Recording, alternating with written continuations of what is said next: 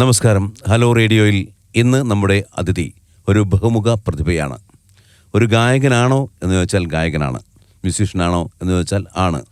മറ്റു പല വൈദഗ്ധ്യമായ കഴിവുകളുമുള്ള advocate PK സജീവാണ് hello റേഡിയോയിൽ ഇന്ന് അതിഥിയായി നമുക്കൊപ്പമുള്ളത്. പരിചയപ്പെടാം സജീവിനെ. സ്വാഗതം സജീവ് നമ്മുടെ ഹലോ റേഡിയോയിലേക്ക്. നമസ്കാരം. അപ്പോൾ എന്തൊക്കെയാണ് വിശേഷങ്ങൾ എന്ന് ചോദിക്കേണ്ടതില്ല, ഒരുപാട് വിശേഷങ്ങളുണ്ടാകും. ശരിക്കും താങ്കൾ ഇപ്പോൾ ഒരുപാട് കഴിവുകളുള്ള അല്ലെങ്കിൽ ബഹുമുഖ വ്യക്തിത്വം എന്ന് തന്നെ പറയാം. ആദ്യമായിട്ട് ഈ കലാരംഗം തന്നെ തുടങ്ങാം നമുക്ക്. കലാരംഗത്തേക്ക് ഏത് കഴിവിലാണ്? ഗായകനായിട്ടാണോ, ഒരു ഗിറ്റാറിസ്റ്റായിട്ടാണോ, എങ്ങനെയാണ് ആദ്യം വരുന്നത്? ഞാൻ ആദ്യമായിട്ട് പറഞ്ഞത് ഗിറ്റാറിസ്റ്റായിട്ടാണ്. ചോയ്സ് ഓർക്കസ്ട്രയിൽ നമ്മുടെ PD ഫ്രാൻസിസ് ഏട്ടനല്ലേ, അദ്ദേഹം അന്തരിച്ചു പോയി. അപ്പം അദ്ദേഹം ചോയ്സ് ഓർക്കസ്ട്രയിലേക്ക് എന്നെ ഗിറ്റാറിസ്റ്റായിട്ട് ക്ഷണിക്കുകയുണ്ടായത് 2000-ലാണ്. അപ്പോൾ അവിടെ കുറേ കാലം വായിച്ചു ഗിറ്റാറ്. Lead guitarist. പിന്നീട് കോയമ്പത്തൂർ എലൈറ്റ് ഓർക്കസ്ട്രയിൽ അവിടേക്ക് പോയി. അവിടെയും ലീഡ് ഗിറ്റാറിസ്റ്റ്. തോമസ് ചേട്ടനൊപ്പം അല്ല, ഫ്രാൻസ് ചേട്ടനൊപ്പം സഞ്ചരിക്കുകയായിരുന്നു. ഫ്രാൻസ് ചേട്ടനൊപ്പം. അങ്ങനെ ഒരു 5 കൊല്ലത്തോളം, 2005 വരെ, 2004 വരെ. 2004 പിന്നെ ഇവിടെ ചേതന സ്റ്റുഡിയോ പാലസ് റോഡിലുള്ള അവിടെ ബെന്നിച്ചൻ്റെ അവിടെ കയറി. ഗിറ്റാറിസ്റ്റ് ആയിട്ടാണോ അവിടെ? അല്ലല്ല, അവിടെ സൗണ്ട് എഞ്ചിനീയർ ആയിട്ട്. അപ്പോൾ സൗണ്ട് എഞ്ചിനീയറിംഗ് ഏത് വർഷമായിരുന്നു പഠിച്ചിരുന്നത്? അത് 2003 ചേതനയിൽ പഠിച്ചു. ഈ മ്യൂസിക്കിനോടൊപ്പം തന്നെ സൗണ്ട് എഞ്ചിനീയറിംഗ് പോകുന്നുണ്ടായിരുന്നു അല്ലേ? അതെ. ഓക്കെ. പിന്നീട് എപ്പോഴാണ് താങ്കൾ ഒരു ഗായകൻ എന്ന നിലയ്ക്ക് തിരിച്ചെത്തുന്നത്? ഗായകൻ ഞാൻ പണ്ടേ പാട്ട് പാടിയായിരുന്നു. പക്ഷേ അതിലെന്താണെന്ന് വെച്ച് കഴിഞ്ഞാൽ കിഷോർ കുമാറിൻ്റെ പാട്ടുകൾ മാത്രമേ പാടാറുള്ളൂ. അപ്പം കിഷോർ കുമാറിൻ്റെ ചില സ്റ്റേജുകളിൽ 1-2 പാട്ട് പാടും. മെയിനായിട്ട് ഗിറ്റാർ തന്നെ. ഗിറ്റാറിസ്റ്റായിട്ടാണ് അറിയപ്പെടുന്നത്. അതെ. ഒരു ഗിറ്റാർ അധ്യാപകൻ കൂടിയാണല്ലേ? കുറച്ച് സ്റ്റുഡൻസ് ഒക്കെ ഉണ്ട്. ഇപ്പോഴും കിഷോർ കുമാറിന്റെ പാട്ടുകൾ തന്നെയാണോ പാടിക്കൊണ്ടിരിക്കുന്നത്? അതെ. ഈ കിഷോർ കുമാറിന്റെ പാട്ട് പെട്ടെന്ന് താങ്കളുടെ മനസ്സിലേക്ക് വായിച്ചിട്ട് ഓഡിയൻസ് അല്ലെങ്കിൽ ശ്രോതാക്കൾ പാടാൻ പറഞ്ഞാൽ ഏതായിരിക്കും പെട്ടെന്ന് മനസ്സിലേക്ക് ഓടിയെത്തുക ഒരു ഗാനം താങ്കൾക്ക് പെട്ടെന്ന് ഏറെ ഫേവറേറ്റ് എന്തോന്നൊരു ഗാനം? പൽ പൽ ദിൽ കേ പാസ് തും രഹതി ഹോ, पल पल दिल के पास तुम रहती हो, जीवन मीठी प्यास ये कहती हो, पल पल दिल के पास തും രഹതി ഹോ. അപ്പോൾ ഈ സംഗീതവും അതുപോലെ തന്നെ പാട്ടും ഗിറ്റാറും ഒക്കെ എങ്ങനെയായിട്ട് പോകുമ്പോഴും താങ്കളെ ഒരു അഡ്വക്കേറ്റ് PK സജീവ് എന്ന് എനിക്കറിയില്ലായിരുന്നു സത്യം പറയണമെങ്കിൽ. കുറേ പേർക്ക് അറിയാത്തതുണ്ട് അല്ലേ? അപ്പോൾ എങ്ങനെയാണ് ആ കാലഘട്ടത്തിൽ തന്നെയാണോ ഈ LLB പഠനമൊക്കെ ആയിട്ട് മുന്നോട്ട് പോയത്? ഞാൻ 1994 നമ്മുടെ തൃശ്ശൂർ ലോ കോളേജിൽ വിദ്യാർത്ഥിയായി, 98 പാസ് ഔട്ടായി, 99 എൻറോൾ ചെയ്തു. എന്നിട്ട് ഒരു 5 കൊല്ലം 2005 വരെ പ്രാക്ടീസ് ഉണ്ടായിരുന്നു. അതിനുശേഷം ചേതനയിൽ ജോയിൻ ചെയ്തപ്പോൾ പിന്നെ കോടതി മെല്ലെ പോക്ക് കുറഞ്ഞു. അതിനുശേഷം പിന്നെ ചേതനയിൽ നിന്ന് ചങ്ങനാശ്ശേരി സെൻറ്റ് ജോസഫ് കോളേജിൽ ഈ മീഡിയ തന്നെ പഠിപ്പിക്കാനായിട്ട്, സൗണ്ട് എഞ്ചിനീയറിങ് പിന്നെ വീഡിയോ എഡിറ്റിംഗ് അതെല്ലാം പഠിപ്പിക്കാനായിട്ട് സെൻറ്റ് ജോസഫ് കോളേജിൽ പോയി. അവിടുന്ന് പിന്നെ ദുബായിൽ പോയി. ശരിക്കും പറഞ്ഞാൽ ജീവിതം ഒരു കറക്കമായിരുന്നു, യാത്രകളായിരുന്നു. ഈ സംഗീതവുമായി ഒരുപാട് യാത്ര ചെയ്തിട്ടില്ലേ?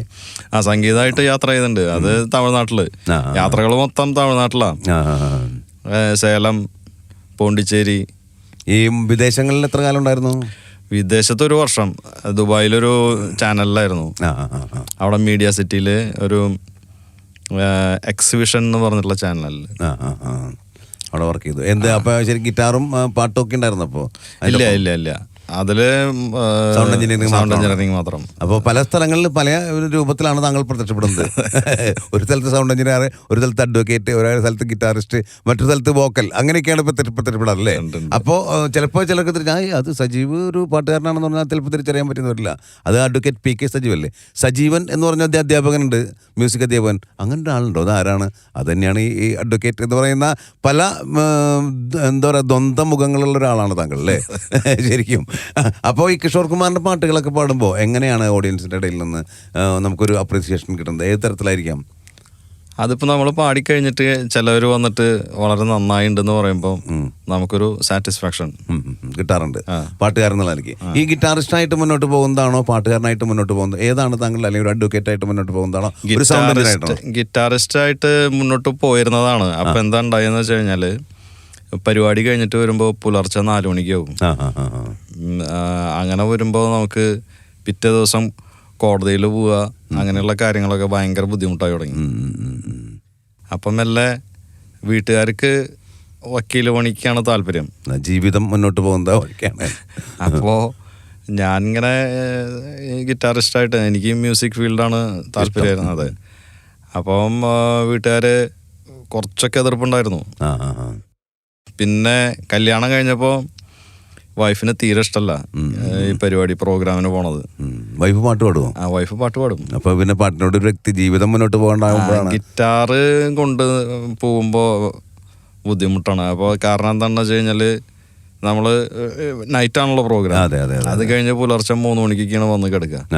അപ്പൊ അത് ഒരു സുഖമില്ലാത്ത രീതിയിലായി. ഒരു ഇൻസ്ട്രുമെന്റും കൂടി കൊണ്ടുപോകണം, അല്ലെങ്കിൽ പിന്നെ നേരെ കോട്ടിട്ട് കോടതിയിൽ പോയാൽ. ജയറാമിൻ്റെ ഒരു സിനിമ ഞാൻ കണ്ടിട്ടുണ്ട്. അതിൽ പലതരം തൊഴിലുകൾ ചെയ്യുന്ന ഒരാളായിട്ട്, അത് അദ്ദേഹം വക്കീലാണ്. അതിൽ മിക്കവാറും വക്കീലന്മാരെല്ലാം പലതരം തൊഴിലുകൾ ചെയ്യുന്നവരാണ്.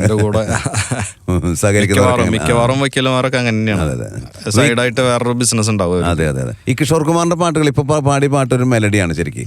ഈ ഒരു പെപ്പി ചില സോങ്ങുകളുണ്ട്. ഇപ്പോൾ നമ്മൾ വളരെ ഒരു പ്രത്യേക ടോണൊക്കെ ആയിട്ടുള്ള ചില ടോണുകൾ അത് ഞാൻ കേട്ടിട്ടുണ്ട്. അത്തരത്തിലൊരു പാട്ട് പാടാൻ പറഞ്ഞാൽ ഏതായിരിക്കും നമുക്ക് പാടാൻ? യോഡ്ലിംഗ്.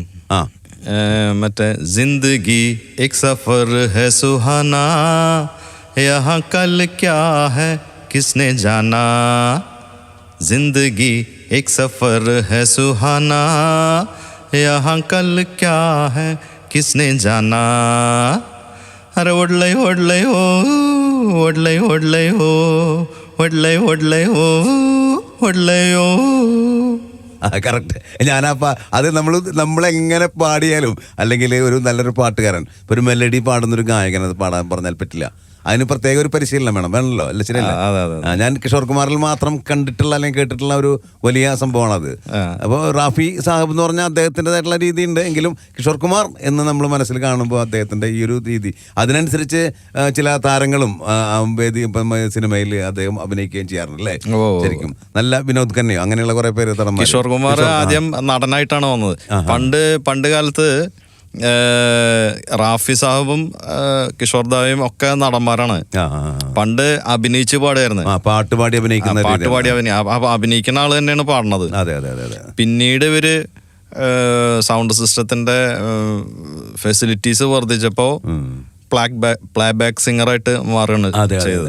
ഈ അന്ന് ഈ സൗണ്ട് എഞ്ചിനീയറിംഗ് എന്ന് പറഞ്ഞ ഒരു വലിയ പരിമിതമായിട്ടുള്ളൊരു സംഭവമല്ലേ? അതെ. ഇന്നിപ്പോൾ ഞാൻ കേൾക്കുമ്പോൾ ഈ സൗണ്ട് എഞ്ചിനീയറിംഗിനെ കുറിച്ച് പറയുമ്പോഴാണ് നമ്മൾ ഈ സൗണ്ട് എഞ്ചിനീയറിംഗിൽ ചെയ്തുകൊണ്ടിരിക്കുമ്പോൾ നമുക്ക് ഒരു സൗണ്ട് എഞ്ചിനീയർ എന്നുള്ള നിലയ്ക്ക് പാട്ടുകളിലെ അല്ലെങ്കിൽ ഗിറ്റാറിനെ വശത്താക്കിയത് കൊണ്ട് കൂടുതൽ പ്രയോജനപ്രദമായിട്ടുള്ള കുറേ കാര്യങ്ങൾ ചെയ്യാൻ കഴിഞ്ഞിട്ടുണ്ടോ താങ്കൾക്ക്? അത് നമുക്ക് അതിന്റെ ഫ്രീക്വൻസി ഒക്കെ മനസ്സിലാക്കാൻ പറ്റും. പാടുമ്പോൾ തന്നെ അതിന് ശബ്ദ ക്രമീകരണം ഒക്കെ ചെയ്യാൻ പറ്റുന്നതാണ് അല്ലേ? സ്വന്തമായിട്ട് അങ്ങനെ പാടി ഏതെങ്കിലും ആൽബങ്ങളോ ഒക്കെ ചെയ്തിട്ടുണ്ടോ? ആൽബം ചെയ്തിട്ടില്ല, പക്ഷെ നമ്മള് കിഷോർ കുമാറിന്റെ തന്നെ 1-2 പാട്ടുകള് അൺപ്ലഗ്ഡ് ആയിട്ട് ചെയ്തിട്ടുണ്ട്. ഏത് പാട്ടായിരുന്നു അങ്ങനെ ചെയ്തത്? ഒന്ന് ഹമേ തുംസെ പ്യാർ കിത്ന. ഈ മറ്റൊരു കാര്യം ചോദിച്ചു, ഈ അൺപ്ലഗ്ഡ് എന്ന് ഉദ്ദേശിക്കുന്ന ഒരു രീതി എന്താണ് ഉദ്ദേശിക്കുന്നത്? ശരിക്കും പുതിയ തലമുറയുടെ ഒരു കാര്യമാണല്ലോ അത്. പുതിയ തലമുറയുടെ എന്ന് പറഞ്ഞു കഴിഞ്ഞാല് അത് എനിക്ക് തോന്നണത് എന്താണെന്ന് വെച്ചാല് അതൊരു സ്വന്തമായിട്ടുള്ള കോഡ്സ് ഡെവലപ്പ് ചെയ്തിട്ട് ആ കോഡ്സിനനുസൃതമായിട്ട്, അതായത് നമ്മൾ സാധാരണ സോങ്ങിൽ ഉപയോഗിക്കാത്ത ഒരു പ്രോഗ്രഷൻ ഉണ്ട്. ആ പ്രോഗ്രഷനിൽ നിന്ന് വിഭിന്നമായിട്ട് ഇവരുടേതായ ഒരു പ്രോഗ്രഷൻ ഉണ്ടാക്കിയിട്ട് അതിൻ്റെ ഒപ്പം പാടുക എന്നുള്ളതാണ് ഈ അൺപ്ലഗ്ഡ് എന്ന് ഞാൻ ഈ ചോദിച്ച ചോദ്യത്തിന് വേറൊരു ഒരു മുഖം കൂടിയുണ്ട്. എന്താണെങ്കിൽ ചില പാട്ടുകൾ ചിലപ്പോൾ നമ്മളിപ്പോൾ ഈ മ്യൂസിക് ഇപ്പോൾ ബബിലാരി അങ്ങനെയുള്ള ആളുകൾ മ്യൂസിക് ചെയ്തു വെച്ച പാട്ടുകൾക്ക് അതിൻ്റെതായിട്ടുള്ളൊരു വികാരവും ഭാവമൊക്കെ ഉണ്ട് ആ സിനിമയിൽ.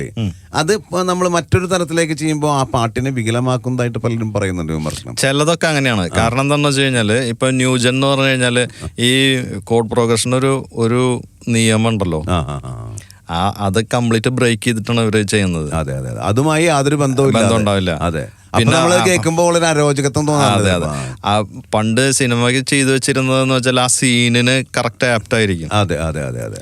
അപ്പൊ അതുകൊണ്ട് ആ സീൻ കാണുമ്പോൾ ആൾക്കാർക്ക് അതിൻ്റെതായ ഒരു ഫീലും കൂടി ഉണ്ടാവും. അതെ അതെ അതെ അതെ. പക്ഷെ ഈ അൺപ്ലഗ്ഡ് ആയിട്ടുള്ള ഇപ്പൊ ചെയ്യുന്ന അൺപ്ലഗ്ഡ് ആയിട്ടുള്ള സാധനങ്ങള് ഏതെങ്കിലും ഒരു സീനിൽ ഫിക്സ് ചെയ്ത് കഴിഞ്ഞാൽ അത് ഷൂട്ടായിരിക്കില്ല. ഷൂട്ടായിരിക്കുന്നത് മാത്രമല്ല ആ ഒരു സീനിന് അനുയോജ്യമായിട്ടുള്ള ഒരു വികാരം ഉണ്ടാവില്ല. നമുക്കൊരു ഭാവം കേൾക്കാൻ സുഖം ഉണ്ടാവും. കേൾക്കാൻ പല ചിന്തകളാണല്ലോ മനുഷ്യന്റെ ചിന്തകൾ പലതരത്തിലാണ്. ഇപ്പോ ഞാൻ ആസ്വദിക്കുന്ന പോലെ ആയിരിക്കില്ല സജീവ് ആസ്വദിക്കുന്നത്, അല്ലേ? അങ്ങനത്തെ പലതരം ചിന്തകൾ. പക്ഷെ ഒരു സംഗീത സംവിധായകൻ ചെയ്തു വെക്കുന്നത് എനിക്ക് തോന്നുന്നു അതിന് മാത്രം വേണ്ടിയുള്ള ഒരു പാട്ടാണ്. അതിൽ നിന്ന് മാറ്റം വരുമ്പോൾ പലതരത്തിലും അതിനുള്ള വിമർശനങ്ങൾ. ലിറിക്കുമായിട്ട് ബന്ധപ്പെട്ടിട്ടും സീനുമായി ബന്ധപ്പെട്ടിട്ടാണ് ഒരു പാട്ട് കമ്പോസ് ചെയ്യുക. അതെ അതെ അതെ അതെ. അതിനൊരു വികാരം ഉണ്ടല്ലോ. അതാണ് ഞാൻ പറഞ്ഞു വന്നത്. അതെന്തോ ആയിക്കോട്ടെ, നമ്മൾ വെറുതെ ഒന്ന് ചോദിച്ചു എന്ന് മാത്രം. അപ്പോൾ ഈ അൺപ്ലഗ്ഡ് ആക്കി ചെയ്ത പാട്ട് ഒന്ന് രണ്ടുപേരി ഒന്ന് മൂളാമോ നമുക്ക് ശ്രോതാക്കൾക്കായിട്ട്? ഹമേ തുംസെ പ്യാർ കിത്നാ യേ ഹം നഹീ ജാനതേ മഗർ ജി നഹീ സക്തേ तुम्हारे बिना हमें तुमसे प्यार. അപ്പോൾ നമ്മൾ ഇങ്ങനെയുള്ള കാര്യങ്ങൾ പറഞ്ഞു വന്നപ്പോൾ തന്നെ അതിൻ്റെ ഒപ്പമുള്ളൊരു ചോദ്യമാണ്, പണ്ട് ഹിന്ദി സിനിമാ ഗാനശാഖയാണ് ശരിക്കും പറയണത്. അതിനൊക്കെ ശേഷമാണ് മലയാളം സിനിമാ ഗാനശാഖയിൽ പാട്ടുകൾ ഉണ്ടാക്കി തുടങ്ങിയത്, അല്ലേ? റാഫി സാഹബും കിഷോർ കുമാർ, അങ്ങനെ ഒരുപാട് സംഗീത സംവിധായകരൊക്കെ പങ്കെടുത്ത് അവർ വിജയിപ്പിച്ച ഒരു ശാഖേനെ എടുത്തുകൊണ്ടാണ് മലയാള സിനിമയിൽ വരുന്നത് ഒരു കാലഘട്ടം. അന്ന് ഹിന്ദി സിനിമാ ഗാനശാഖയിൽ ഒരുപാട് നല്ല പാട്ടുകൾ നമുക്ക് ആസ്വദിക്കാനുണ്ടായിരുന്നു. അപ്പോൾ പഴയവ പുതിയവ എന്ന് താരതമ്യം ചെയ്യൽ. എങ്കിലും എങ്ങനെയാണ് ഒരു ആ ഹിന്ദി സിനിമാ ഗാനശാഖയിലത്തെ പാട്ടുകളുടെ ഒരു മാറ്റം പുതിയ കാലഘട്ടത്തിലേക്ക് വരുമ്പോൾ എങ്ങനെയാണ് താങ്കളുടെ കാഴ്ചപ്പാടിൽ? പുതിയത് എന്ന് പറയുമ്പോഴേ ശരിക്കും ഒരു മാറ്റം, പഴയ ഒരു സിസ്റ്റത്തിൽ നിന്ന് മാറ്റം കൊണ്ടുവന്ന കക്ഷി AR റഹ്മാനാണ്. അതെ അതെ. അതായത് ഡിജിറ്റൽ ഈ സാങ്കേതിക വിദ്യ. അതെ. അപ്പം മൊത്തം കമ്പ്യൂട്ടറൈസ്ഡ്. മറ്റേത് ഒരു ഹാളിൽ നിന്നിട്ട്, വലിയൊരു ഹാളിൽ ക്യാബിനുകളിൽ നിന്നിട്ട് ഒറ്റ ടൈം ടേക്ക് എടുത്തിട്ട് ഒരുപാട് റിഹേഴ്സൽ കഴിഞ്ഞിട്ടുള്ള ഒരു സംഗതിയാണ്. അപ്പോൾ ആ റിഹേഴ്സലിൽ തന്നെ ഈ ഗായകനും ഇൻസ്ട്രുമെന്റ് വായിക്കുന്ന ആൾക്കാർക്കൊക്കെ ഒരു കോമ്പിനേഷൻ ഉണ്ടാവും. തീർച്ചയായിട്ടും ഒരു മാനസിക ബന്ധം ഉണ്ടാവും. ഇപ്പൊ അത് ഇൻഡിവിജ്വലായിട്ട് ഇതേമാതിരി ഒരു റൂമിൽ ചെയ്യാവുന്ന ഒരു രീതിയിൽ പ്രോഗ്രാമിങ് ആക്കിയെടുത്തു. അതുമാത്രമല്ല ആർട്ടിസ്റ്റുകൾക്ക് അവരുടെ സൗകര്യത്തിന് ഒന്ന് വായിക്കാം എന്നുള്ളൊരു രീതി വന്നപ്പോൾ ആ ടോട്ടൽ മാനസികമായിട്ടുള്ള ഒരു അറ്റാച്ച്മെന്റ്, ഐക്യം പോയി. അപ്പോൾ ശരിക്കും പറയുകയാണെങ്കിൽ പാചകത്തിന് അതിന്റെ റെസിപ്പി മാത്രം പോരാ, സ്നേഹവും പകരം എന്ന രീതിയിൽ. അതുപോലെ തന്നെ അത് അണുകുടുംബം എന്ന് പറയില്ല നമ്മള്. ഒരു വലിയ തറവാട്ടില് എല്ലാവരും കൂടി പിന്നെ അവരവരുടെ കഴിവുകളുണ്ടാവും അതിൽ. ഇപ്പോൾ ഓരോ വ്യക്തിപരമായിട്ട് ഒരു ഇൻസ്ട്രുമെന്റ് പലതരം ഇൻസ്ട്രുമെന്റ് വായിക്കുന്നവർക്ക് അവരുടേതായിട്ടുള്ള ചില സംഭവങ്ങൾ കോൺട്രിബ്യൂഷൻ ഇപ്പോഴും പറ്റും. അത് കുഴപ്പമുള്ള കേസല്ല. പിന്നെ അത് മാത്രല്ല, ഇപ്പോ മറ്റേത് അതിലൊരു അഡ്വാൻറ്റേജ് എന്താണെന്ന് വെച്ച് കഴിഞ്ഞാല് ആരെങ്കിലും തെറ്റിക്കഴിഞ്ഞിട്ടുണ്ടെങ്കിൽ എല്ലാവരുടെ മുമ്പിൽ വെച്ച് കളിയാക്കും. അതെ അതെ തീർച്ചയായിട്ടും. ആ ഒരു സംഗതി ഇപ്പൊ ഇല്ല. ആ ഒരു മാറ്റമുണ്ട്. തെറ്റിക്കഴിഞ്ഞാൽ നമ്മൾ മാത്രമേ അറിയുള്ളൂ. ആ രണ്ടുപേര് ഒരു വ്യക്തിപരമായിട്ടുള്ള ഒരു രീതിയിലേക്ക് ചുരുങ്ങിപ്പോയോ എന്നൊരു സംശയമുണ്ട് എനിക്ക്. അതെ അതെ അതെ. അതായത് ഒരാളൊരു കീബോർഡിസ്റ്റ് അല്ലെങ്കിൽ ഒരു റെക്കോർഡിസ്റ്റ് ഉണ്ടായാൽ മാത്രം മതി ഒരു പാട്ടുണ്ടാക്കാനായിട്ട്. അപ്പോൾ പരിമിതമായിട്ടുള്ള ഇതിന്റെ ഉള്ളിൽ നിന്നുകൊണ്ടുള്ള ഒരു സംഗീത സംവിധാന ശൈലിയും പാട്ടുകളുമാണ്. പിന്നെ ഈ അനാവശ്യമായിട്ടുള്ള കുറെ ഉപകരണങ്ങളുടെ സമ്മിശ്രണം അങ്ങനെ തോന്നിയിട്ടുണ്ടോ പലപ്പോഴും? ആവശ്യമില്ലാത്ത ഉപകരണങ്ങളുടെ സമ്മിശ്രണം പുതിയ പാട്ടിൽ വന്നുവോ എന്നുള്ളൊരു തോന്നൽ. അത് ചില പാട്ടുകളിൽ ചില ആൾക്കാർ, ചില മ്യൂസിക് ഡയറക്ടേഴ്സിന്റെ ഇതിൽ പൊലിപ്പിക്കലുണ്ട്. അതൊരു അരോചകത്തായിട്ട് ചിലപ്പോൾ തോന്നാറുണ്ട് നമുക്കല്ലേ? അരോചകം എന്ന് പറഞ്ഞു കഴിഞ്ഞാൽ അത് ഈ ന്യൂജന് അത് ആവശ്യമാണ്. നമ്മുടെ ഈ ഇത്തിരി പഴയ ആൾക്കാരാ, നമ്മളുടെ ഒരു ഏജിലുള്ള കാഴ്ചപ്പാടിന്റെ വ്യത്യാസമാണ്, കാഴ്ചപ്പാടിന്റെ വ്യത്യാസം. തീർച്ചയായിട്ടും പുതിയ തലമുറയുടെ വഴിക്ക് പോയിക്കോട്ടെ, പഴയ തലമുറ അവരുടെ വഴിക്ക് പോയിക്കോട്ടെ എന്ന് ചിന്തിക്കാം അല്ലേ? സംഗീതത്തിന്റെ ഏത് കാര്യത്തിലായാലും അത്രേ ഉള്ളൂ. അപ്പോൾ എന്തായാലും നമുക്കിപ്പോ പഴയ കിഷോർ കുമാർ ഗാനങ്ങൾ മാത്രമാണോ താങ്കൾ പാടിക്കൊണ്ടിരിക്കുന്നത്? അതെ അതെ അതെ. അപ്പോൾ അതിൽ നമുക്ക് ഒരു ഇപ്പോൾ അവസാന ഒരു ഗാനം എന്ന് പറയില്ല, നമ്മളിപ്പോൾ ഗാനമേളയ്ക്ക് അങ്ങനെയാണല്ലോ, ഗാനമേള അങ്ങനെ കത്തിക്കയറുന്നൊരു വെടിക്കെട്ട് പോലെയാണ്. വെടിക്കെട്ട് പോലെ ഇങ്ങനെ കത്തിക്കയറി കയറി കയറി കയറി അവസാനം ഒരു കൂട്ടപ്പൊരിച്ചിൽ എന്നൊക്കെ പറയുന്ന രീതിയിലേക്കാണ് അല്ലേ ഗാനമേളകൾ പോവുക. അപ്പോൾ താങ്കളോട് ഇപ്പോൾ ഒരു കിഷോർ കുമാർ നൈറ്റ് നടത്തുമ്പോൾ അവസാനമായിട്ട് പാടാൻ പറയുന്ന ഒരു ഗാനം, ഗാനമേളയുടെ അവസാനത്തിലേക്ക് എത്തുമ്പോൾ ഒരു പാട്ട് പാടാൻ പറഞ്ഞാൽ അതേത് പാട്ടായിരിക്കും നമുക്ക് പാടാൻ കഴിയുക? मेरे सपनों की रानी कब आएगी तू, आई रुत मस्तानी कब आएगी तू, बीती जाए जिंदगानी कब आएगी तू, चलिया तू चलिया. അപ്പോൾ എന്തൊക്കെയാണ് ഇനി ഭാവി ജീവിതത്തിലുള്ള സ്വപ്നങ്ങൾ? ഒരു അഡ്വക്കേറ്റിനോടൊപ്പം, അല്ലെങ്കിൽ സൗണ്ട് എഞ്ചിനീയറോടൊപ്പം, അല്ലെങ്കിൽ ഒരു എഡിറ്ററിനോടൊപ്പം, അല്ലെങ്കിൽ ഒരു മിഡ് ഗിറ്റാറിസ്റ്റിനോടൊപ്പം, അവസാനമായി ഒരു ഗായകനോടൊപ്പം അതുപോലെ തന്നെ സഞ്ചരിക്കാനാണോ, അല്ലാതെ പ്രത്യേക ഒരു ലക്ഷ്യത്തിലേക്ക് എത്തിച്ചേരുക എന്ന് എന്തെങ്കിലും ചിന്തയുണ്ടോ? പ്രത്യേക ലക്ഷ്യം എന്ന് പറഞ്ഞു കഴിഞ്ഞാൽ നമുക്ക് ഇപ്പോൾ 2 ഫിലിമിൽ മ്യൂസിക് ചെയ്തിട്ടുണ്ട്. ഏത് സിനിമകളൊക്കെയാണ്? മലയാള സിനിമകളാണ്. ഒരു കെടാവിളക്ക് എന്നും പറഞ്ഞിട്ടൊരു ചെയ്തിട്ടുള്ള പാട്ടിന്റെ 4 വരി ഒന്ന് ശ്രോതാക്കൾക്കായി പാടാൻ. ഒരു തമിഴ് സോങ് ആണ്, ഒരു അത് പാട്ടണ്ട. ഓക്കെ പുറത്തു വന്നിട്ടില്ല. പിന്നെ എന്താണെന്ന് വെച്ചാൽ നമ്മുടെ ലക്ഷ്യം ഇത് തന്നെയായിരുന്നു, മ്യൂസിക് ഡയറക്ഷൻ എന്നുള്ളതാണ്. മ്യൂസിക് തന്നെയാണ്. പക്ഷേ അന്നത്തെ മ്യൂസിക് ഡയറക്ഷനിൽ നിന്നൊക്കെ ഭയങ്കരമായിട്ട് വ്യത്യാസമായി. ഇപ്പോൾ മാറ്റങ്ങളെന്ന് പറഞ്ഞു കഴിഞ്ഞാൽ ഇപ്പം ഈ ഡിജിറ്റലൈസ് ചെയ്തതുകൊണ്ട് തന്നെ വാളെടുത്തവരെല്ലാം വെളിച്ചപ്പാടന്മാരെന്ന് പറഞ്ഞ മാതിരിയാണ്. ആർക്കും എന്തും ചെയ്യാം എന്നുള്ളൊരു സംഗതി വന്നില്ല. ശാസ്ത്രീയ അടിത്തറയൊന്നും വേണമെന്നില്ല. ഒന്നും വേണ്ട. അത് ക്യാമറ ചെയ്യാനും വേണ്ട, ഇത് എഡിറ്റിങ്ങിനും ഒന്നിനും വേണ്ട. കംപ്ലീറ്റ് ഡിജിറ്റൽ ആയതുകൊണ്ട് ആ ഒരു പ്രശ്നമുണ്ട്. അപ്പം അതില് ബാക്കപ്പ് ഉള്ള ആൾക്കാർക്കൊക്കെ മുന്നോട്ട് പോകും. എന്തായാലും അത്ര രീതിയിലായിരിക്കും. താങ്കളൊക്കെ ശാസ്ത്രീയമായിട്ട് പഠിച്ചിട്ടുള്ളത് തന്നെയല്ലേ? എഡിറ്റിംഗ് ആയാലും അല്ലെങ്കിൽ സൗണ്ട് എഞ്ചിനീയറിംഗ് ഒക്കെ അതിൻ്റെ ഒരു അടിത്തറ താങ്കൾക്കുള്ളത് കൊണ്ട് ധൈര്യമായിട്ട് മുന്നോട്ട് പോകാം.